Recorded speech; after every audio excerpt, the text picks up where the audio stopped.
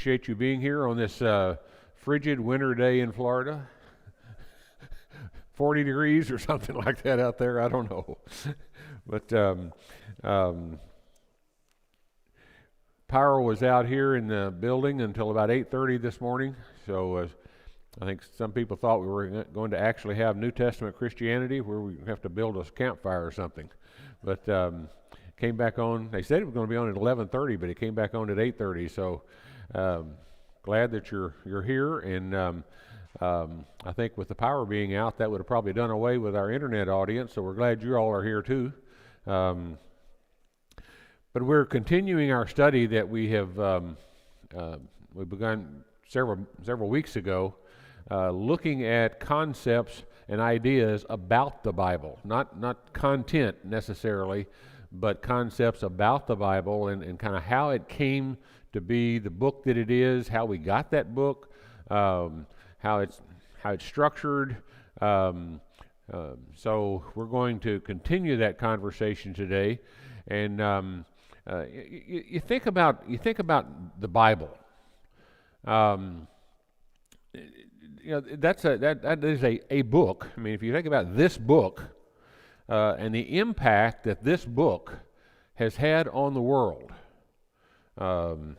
for centuries, it's really amazing when you think about this, because there's a lot of books. I mean, I've got a library of probably, well, before we moved to Florida and I downsized considerably, I probably had a library of about 4,000 or 5,000 books. Whole conference room full of them, bookshelves at home, in my office, at various places. I mean, I've just been an avid collector of books through the years. So, but you think about this book compared to all the rest of the books that have been written throughout the world. It's been pretty important in most of our lives. And in order for that to occur, you had to believe what this book said. So just stripping back all of the fluff, why do you believe that book?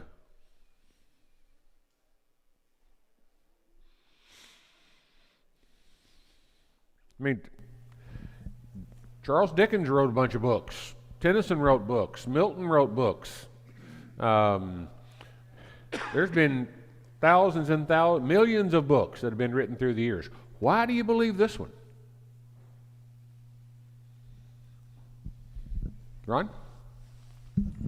Number one, I think it proves its accuracy historically. We can go back historically as far as we possibly can and find that it's never been wrong about any particular subject.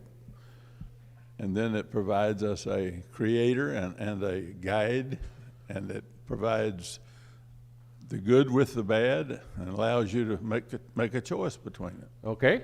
All right. Thank you. Shaq, you started to say something. I'm old school to the standpoint that I agree with Ron that it's proven over the hundreds of years, and I have great faith in the fact that it is inspired. Okay. All right. So, got another question. I also agree with all of those things, but I think a different part for me was my parents believed it, my grandparents believed it.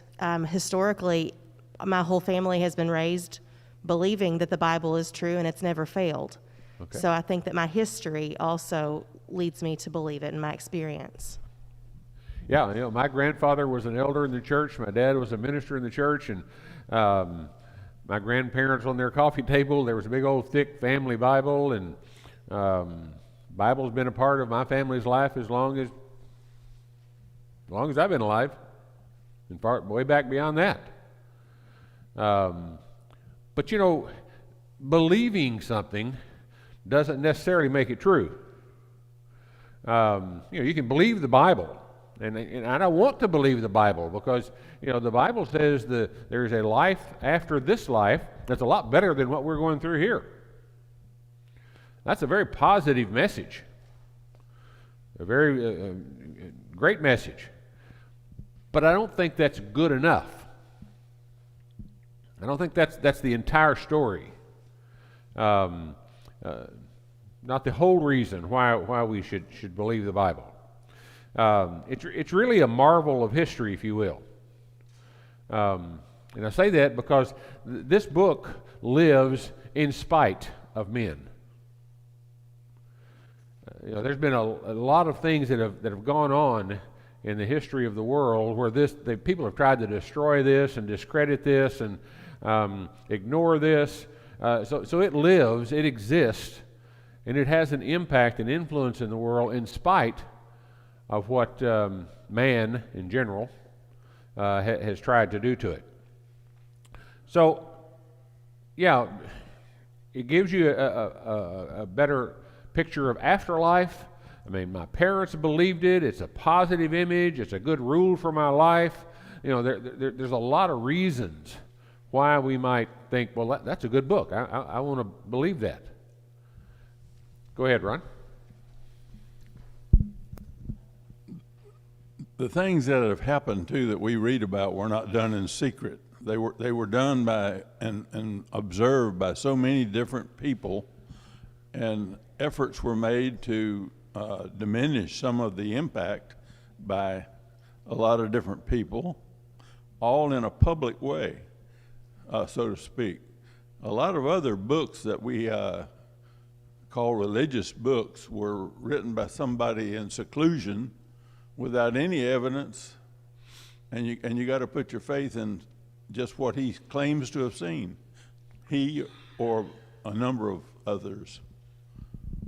Absolutely. So, there are a lot of people, and Paul asked the question about the Book of Mormon a couple weeks ago.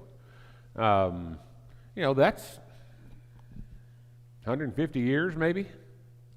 I mean, when that was written, and supposedly an inspired book, but I think I said at that time, I think the history of that, Joseph Smith has this revelation, lives in Palmyra, New York, of all places, and supposedly he's inspired by 12 gold plates that are buried somewhere on the farm, and he's led to those, and coming out of that, he writes the Book of Mormon. And that's had an influence on a lot of people in the world, specifically in Utah, a lot of people in Utah. But there's a lot of books. You're exactly right. There's a lot of books that have, and their influences for good. I mean, there are a lot of good books that influence our lives. Norman Vincent Peale. Anybody remember his most famous book? Maybe his only book, I don't know. Kind of The Power of Positive Thinking. That's a good book. It's good. I think it has a good impact on us, on individuals and how they relate to each other. There's all sorts of books that I ran into teaching communication in the university level. There were good books. Great positive influence on people's lives, but not what this is doing. So let me share with you this morning, and let's talk about 5 reasons, I believe, why we should believe the Bible. And I think there's the 5 of them very briefly. Certainly it's indestructible, been around a long time, and we just mentioned that briefly. The prophecies that are in part of the Bible, which were done years ago, and we'll get into that year discrepancy here a little bit later, came to fulfillment during the New Testament times, hundreds of years after those prophecies were made. The unity of the book, we talked about that a little bit a few weeks ago. Archaeology has proven that many things that the Bible talks about that men said didn't exist did exist. And then the knowledge of science, the whole issue of science. Is the Bible a scientific book? Well, it's not a scientific book, but it knew science. the people who wrote it knew some scientific facts that were kind of interesting to think about. So as I said a minute ago, just believing something does not necessarily make it true. Can you think of things that people have believed that really we found out later weren't true? Earth was flat.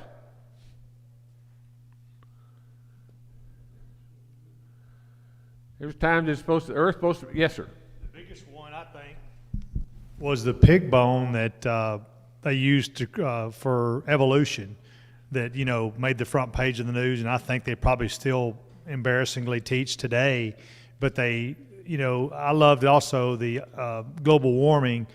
The theorists that did that came out, I don't know, 15 years later, and some of the same scientists said that the hypothesis or the facts that they called facts that they used at that time have since been found to be not as valid or completely invalid. So science, just like the medical field, they're the best protectors of their mistakes. And so, you know, one thing I thought about, the first time my wife and I went to Europe, went to Florence, the big museums, all the people back in that day had, all the artists painted memories of their, or not memories, but things about the Bible. You know, almost all the artisans of that time painted, whether it be the Lord's Supper with the apostles and things of that nature. But yeah, science is the biggest covering up of mistakes that they've made. And I think that's a big problem in our world. Yeah, we've actually, you talk about global warming, we've now changed that term. It's now called climate change. So, and I have no doubt that because of what we dump into the air with fossil fuels and so forth, that we're having an impact on our climate, but we don't know as much as we think we know about it. You know, I think science is we don't know as much about the COVID virus as we think we know about it. Go ahead. I've never heard even Christians say, you know, God said this, or Jesus said rather, that this place was going to burn with a fervent heat. You know, they've never, scientists or any Christian I've ever heard even, you know, discuss that. God said this a long time ago, just like he said there would be the rivers under the ocean and things of that nature. God spoke things that we find out true, you know, year by year, but he said this place is going to burn up. So this has been God's plan, and now they're realizing it, but nobody ever discusses that. That's right. We're going to look at a couple of examples of that here in just a minute. But when you look at religious or moral beliefs that have been propagated throughout the centuries, I mean, when you go into the Far East, there's the Buddhist belief. If you go into the Middle East, there's the Islamic belief. And so I've heard people say that well, we need to believe the Bible because people died to protect it. Well, okay. But they also died to protect other things. They've died to protect other beliefs, if you will. And I believe that when you really get to the point of, do I believe this, you have to ask yourself the question, is it true? That's the foundation. If something is true, then we can base our lives on it. We can let that be the influence that I am comfortable living under the direction of this book because it's true. And so, why do we believe it's true? I said those 5 reasons there in just a minute ago. Let's look at those one at a time. First of all, let's look at the indestructible nature of the Bible. Well, the Bible has survived attacks from 2 different groups. Friends and enemies, I guess is a general. Friends, the attacks have been less apparent, but I think it's probably more out of negligence from friends. You know, the people who believe the Bible, we who believe the Bible today, don't protect it as much as we should. We don't study it as much as we should. It's an influence for good. There was a time when every house in the country had it on the coffee table. How many times was that open? Well, when there was somebody born in the family, they'd open up to the page between the New Testament and Old Testament and write in another birth date. That was the family Bible. And you can go into antique stores around the country. You can find those big, thick family Bibles, and you go in and look at those records. And that was the way they kept records. Not so much the content of the book. A lot of religious groups depending upon their leaders to tell them what the book said. They never read it for themselves. So there's a sense of negligence, I think, that permeated the people's view of the Bible for years and years. They just didn't pay that much attention to it. And certainly there have been attacks from enemies throughout the years. And the Catholic Church is a prime example of that, where they wouldn't let the people, they wouldn't see the Bible. I mean, the priest told people what it said. Probably not always accurate. So probably one of the biggest enemies of the Bible. Jehoiakim was said to have cut with a knife and burned Jeremiah's prophecy. One of the first, and that was in before Christ. Antiochus IV, who had the nickname of the Madman, in 100 BC, burned all the scriptures and prophecies that he could find. And you come on down to 303 AD, Diocletian ordered all Bibles to be burned. So there were people who actually saw the Bible as a threat. In those last two cases, saw the Bible probably as a threat to their power and their influence. Them being ruling monarchs of the time saying, hey, if you're going to believe the Bible, it says there's somebody greater than I am, and nobody's greater than I am, so I'm going to burn that book that said that. Destroy the message, if you will. So in spite of those things, the Bible survived. And while, as Richard and I both have said a couple of times in prior sessions of this class, we don't have the actual manuscripts that Paul or Matthew or Jeremiah or any of the writers of the Bible, we don't have the actual manuscripts that they wrote. But we have one generation removed from that. And so finding those things, protecting those documents, has been something that I think has been exceptionally important for us. The second reason has to do with the fulfillment of prophecy. How is the fulfillment, if you will, of prophecy an indication that we should believe the Bible? Why is that important?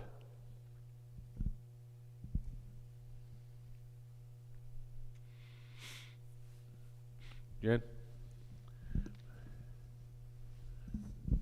Because when we can look at contemporary prophets, most recently, most of us were here when the 20th century became the 21st century, and there were all these prophecies or predictions about the global doom that would happen with Y2K and all of that. When you look at the prophecies of men, especially those that have to do with, well, the world is going to end on this date or the world is going to end on that date, then you compare it with the prophecies of the Bible. And I was just looking up some notes that I have. There's a mathematician named Peter Stoner. He says that there are 333, at least 333 Old Testament prophecies about Jesus. And about 27 of those deal with the events around his death. He said that, and then he just took 8 of those. Now this is a mathematician, and he estimated the odds of those 8 coming true the way they did to be 1 in 10 to the 17th power, which would be, of course, 1 with 17 zeros. A lot of after. zeros. And he gave a fantastic, if you took that many silver dollars and spread them across the state of Texas, they would cover the state 2 feet deep. And if you took one of those silver dollars and marked it, and then took a guy and blindfolded him and told him that he could go as far as he wanted to walk, but he had to pick out one silver dollar, the odds of him picking up that one silver dollar would be 1 in 10 to the 17th. So just the statistical odds, and there were far more than 8 prophecies concerning Jesus, concerning all kinds of other things that have come true. Look at the New Testament prophecies. Look at what Paul said about in latter days some will depart from the faith, giving heed to seducing spirits and doctrines of demons, and about how people would twist the scriptures to their own destruction.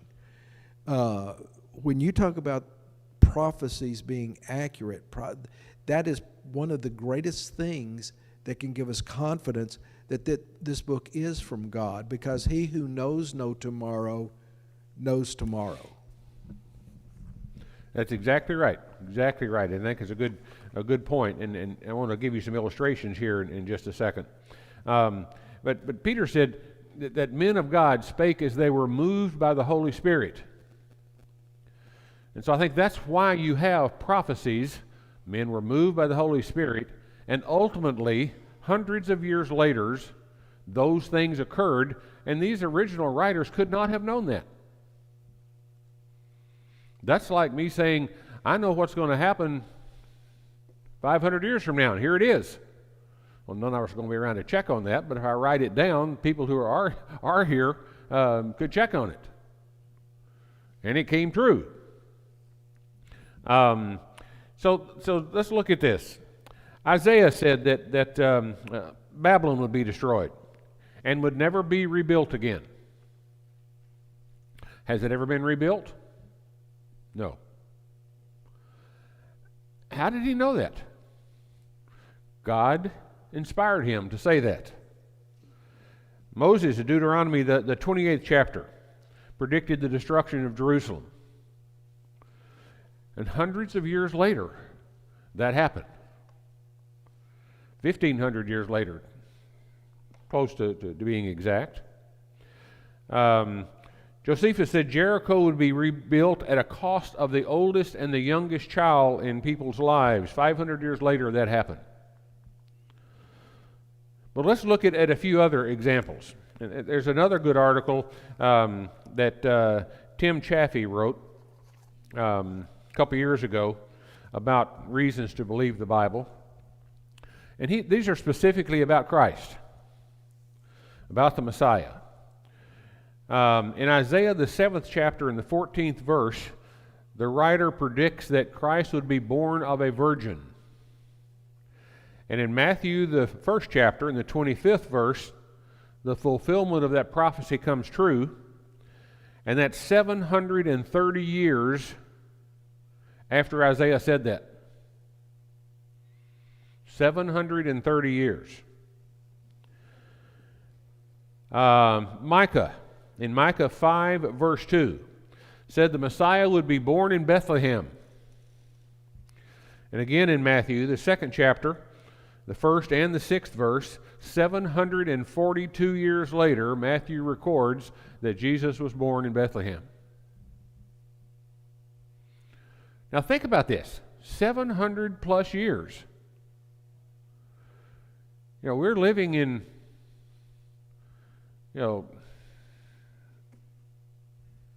the current year, 2022. Go back 700 years. That's like somebody in 1300 saying they know what's going to happen in January of 2022. That's unheard of. In Zechariah, the 11th chapter and the 12th verse, reveals that the Messiah was going to be betrayed for 30 pieces of silver. Zechariah was written sometime between 520 and 518 BC. In Matthew, the 26th chapter, the 15th verse, Matthew wrote the book sometime between 50 and 70 AD, about 560-something years later. So I took the latest time that the Old Testament could have been written.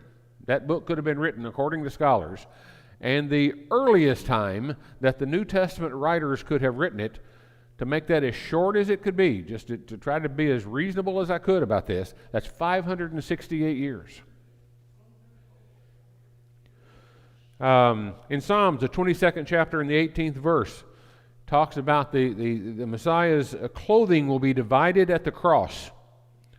And we don't know exactly, Psalms was written over a long period of time, somewhere between 1450 and 430 BC.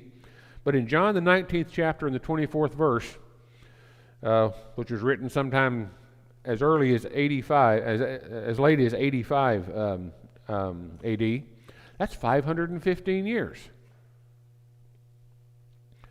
Isaiah said the Messiah would be wounded for our sins around 640 BC. In 1 Peter 2:24, 63 years after Christ was on the earth, 703 years later, it's revealed that that's what happened. He'd be killed for others in Daniel 9:26. 1-2 Corinthians 5:21 is the fulfillment of that prophecy some 585 years later. And finally, Psalm 16:10 talked about him being raised from the dead. And on Luke 24 chapter, the 6th verse, one of the places, 488 years later, is the fulfillment of that prophecy. So, I've got a lesson that I did several years ago that has a whole page of those prophecies that occurred. In fact, if you've ever seen, I think it's a Dickinson Bible. Anybody have a Dickinson Bible? It's a study Bible. I believe that's the Bible that has the little stars at the end of verses, which is a reference to the Christ, which is coming, a reference to the Messiah. And that's dotted throughout the entire Old Testament.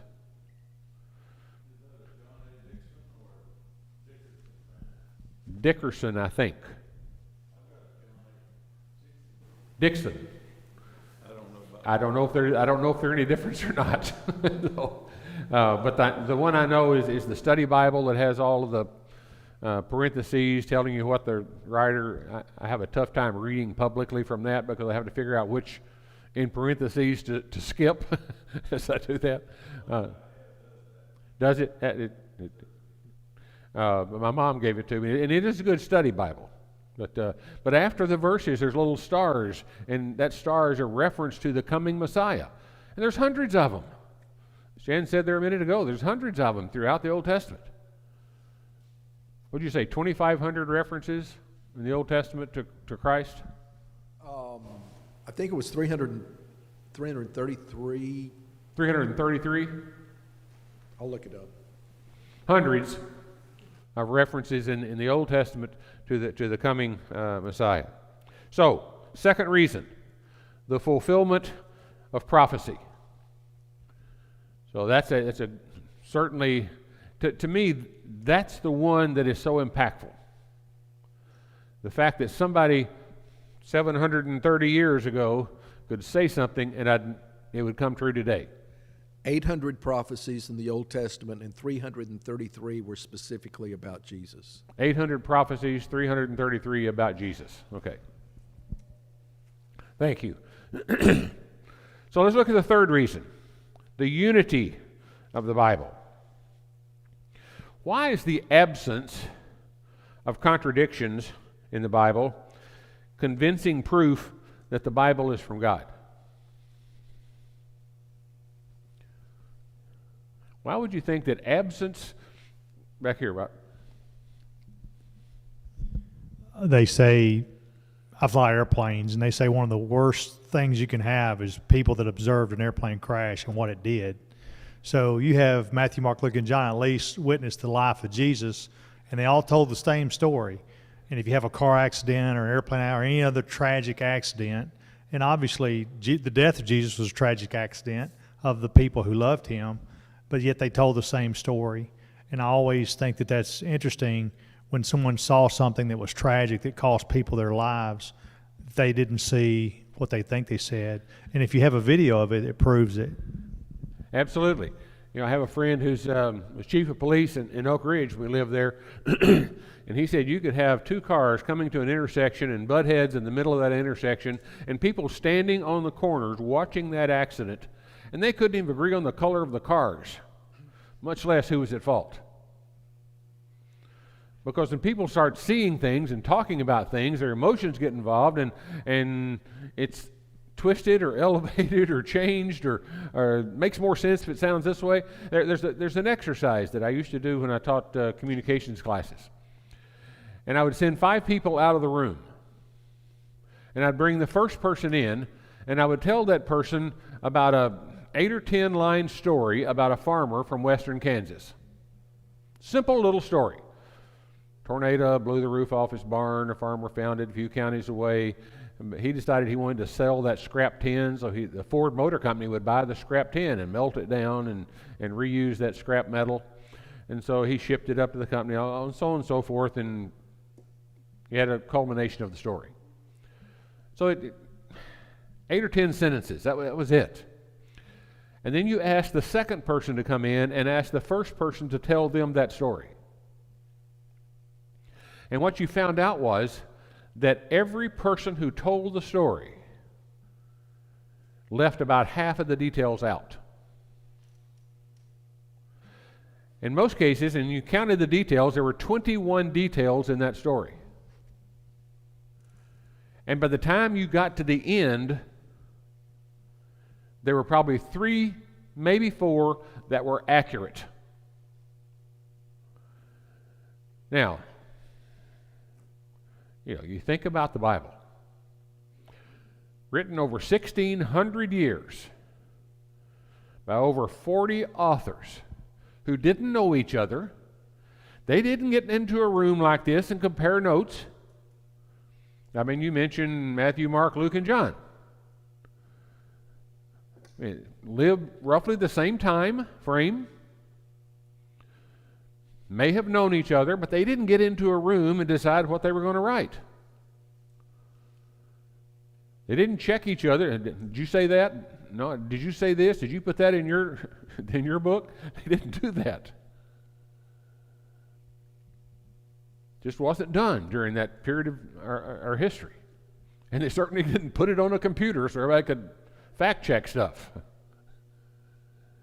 I mean, this is 1,600 years, over 40-something people, and you've got the unity that you have in that book. That's miraculous. Yes.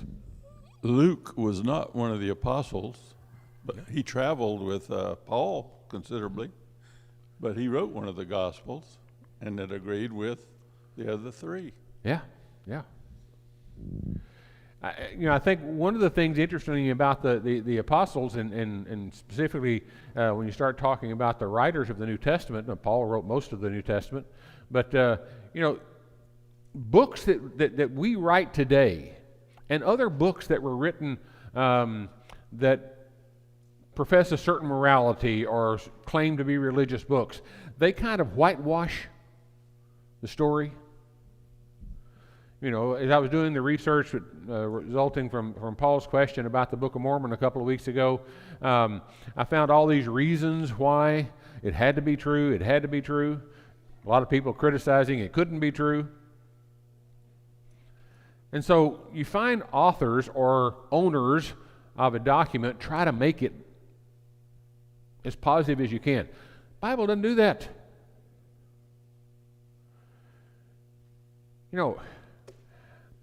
I can't imagine the Bible taking a man, who's a man after God's own heart? Who?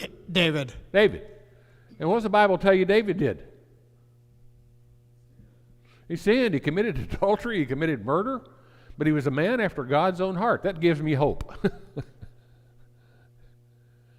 I mean, that's Here's one of the giants of the Bible. That the Bible tells the truth about that. Go ahead. If you look into the history of the Mormon Church, for example, there's some mighty terrible things that happened in enforcing that religion on people and preventing those who had determined that it not to be correct, what happened to them. And the same thing we're seeing, there's no use skirting the issue, we're seeing on the news things that have happened recently in the Catholic Church with the abuse of children. And there's books that have been written about nuns and so forth, abused, and people just ignore it for some reason. Yeah. I don't get that. Yep. So we present the positive in a lot of ways, but we ignore the negative. The Bible doesn't do that. You know, Paul's conflict with the people he was traveling with, that's talked about. I mean, this is a reality, if you will. And so I think that there's some unity in here that is brought about by the way it's written, and when it was written, and who wrote it, and over what periods of time it was written. Fourth reason, and we only have about 7 or 8 minutes here. Fourth reason has to do with the book of, is the Bible a book of science? So is this a scientific manual? No. You're right, it's not a scientific manual. But there's at least a couple of instances in the Bible that it says things that we didn't believe. When were we trying to determine whether or not the earth was flat or round? Or we believed it was flat. When was that? Columbus's time period. You know, that argument in 1400s, just 600 or 700 years ago. But you can go back all the way to Isaiah 40, verse 22, where it talks about the circle of the earth.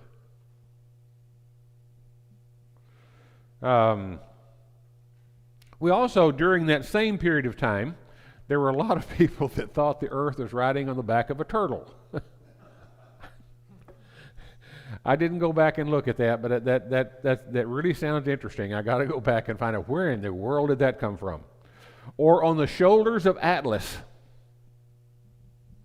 And I could understand that with Greek mythology, why they would think about that. But in Job, the 26th chapter, the 7th verse, it says the earth hung on nothing. And so, to me, scientific facts that we have discovered in just the last relatively few years, if you take about 1400s, compared to thousands of years ago, scientific facts that we have discovered were known by the writers of this book. Isaiah, what was that, 600 or 700 years before Christ. So nearly 3,000 years ago. So while it wasn't written as a textbook on science, it certainly knew scientific facts before we discovered them as human beings. And then archaeology, the final reason. We talked several weeks ago a little bit about the impact of archaeology and whether or not the study of archaeology is kind of a testimony for or against the Bible. And you look at some of the things that have happened through the years. Can you have you think of archaeological finds that have confirmed biblical writings? Noah's Ark. There was a National Geographic article, I don't know when it was, back when I was a kid, that said that there had been some artifacts found on what traditionally had been known as Mount Ararat, that said that could have been a place where the ark was left. Yes, Jim. There, in the last 5 or 6 years, have been some significant digs in the valley where David and Goliath met, and that discovered the ruins of David's palace, and with carvings and things that indicate that David, there's been a lot of talk about David being a mythological, like King Arthur, but they have found writings and carvings, especially in this dig, that confirm that David did live, and they've also found some in some of the surrounding countries. Yes. And I mentioned 2 weeks ago that the Smithsonian Magazine came out with the story that they found these remnants in a site that they were doing archaeological digs that said that this very well could have been the real mines of Solomon, which people said were fiction. They've also told us that the Hittites never existed. Scholars have told us that. Now we find archaeological finds that said, yes, they did. They were a nation. That Belshazzar was never king of Babylon. But we find evidence archaeologically that, yes. There was a Rosetta Stone, that determined how to translate a language? Yes. Something. That's in the British Museum. Right. I've actually seen that. Not sure when I looked at what I was seeing, but because I couldn't understand it. But yes, there were beliefs that Nineveh never existed, but we've found the remnants of that city. The Moabite stone, the Rosetta Stone. I mean, there's this discovery after discovery after discovery as you go through the years that people say, oh, look what we found. Like that's something new. But 2,000 years ago is when it happened. We've known about it ever since we've been reading the scriptures, and we act like that's something new. And so it seems to me that for these 5 reasons, the indestructible nature of the Bible, the prophecies that the Old Testament talks about that are fulfilled in the New Testament by people who didn't know that person who wrote it in the Old Testament and had no connection with him, 1,500 years or 1,000 years later wrote something else, the unity of the Bible, the foreknowledge that the Bible has of scientific facts that we have discovered in the last few hundred years, and then the nature of the archaeological finds associated with what the Bible shares with us as history. I mean, there's a lot of reasons why people can believe in the Bible. But I think as you look at it, you know, and this is there's nothing scriptural about this. It's a personal view, but I think of a life that is defined by the principles in this book. What would a life that's defined by the principles in this book look like compared to a life that didn't have it? What would a society that is influenced by the principles in this book look like compared to societies which we have in this world today, which have never even seen this book? I mean, the influence for good in individuals' lives and societies' lives is enough of a reason to believe in it, because of the impact that it has on people's lives and on nations' lives. So that's kind of my lesson for today. Questions or comments that you have about this? Once again, if you want to read a good article, Tim Chaffee about 4 or 5 years ago wrote an article called 3 Evidences That Confirm the Bible is Not Made Up. And he talks about some of the same things that I've talked about, but the content of the Bible, archaeology, and the prophecies are the 3 things that he looks at as being reasons that he would say the Bible is not made up. Questions, comments? We're 10 seconds past we're supposed to stop. I'm a good timer if nothing else. Thank you very much for your comments and participation today. Richard, hopefully be back next week.